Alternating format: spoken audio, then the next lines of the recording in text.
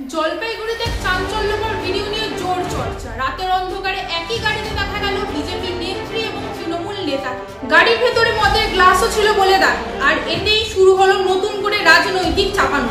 এটা আমি এটুকু বলবো যে দল তদন্ত করে ব্যবস্থা নেওয়া উচিত, কারণ দল আমাদের সবার আগে ব্যক্তি নয়, আগে দল। তো কোনো ব্যক্তি দ্বারা যদি দল কুলসিত হয় তাহলে তার বিরুদ্ধে ব্যবস্থা নেওয়াটা অত্যন্ত জরুরি বলে আমার মনে হয়। তো কখনোই কাম্য নয়, কারণ তিনি একটা সর্বভারতীয় দলের জেলার সভানেত্রী। এবার সেই ক্ষেত্রে তার এটা কখনোই করা উচিত হয়নি। আমরা দীর্ঘদিন ধরে এটা বলে আসছি, বারবার করে বলে আসছি যে রাজ্য জুড়ে তৃণমূল বিজেপির একটা আঁতাত রয়েছে, যেই আঁতাতের মাধ্যমে এরা সাধারণ মানুষের আওয়াজটাকে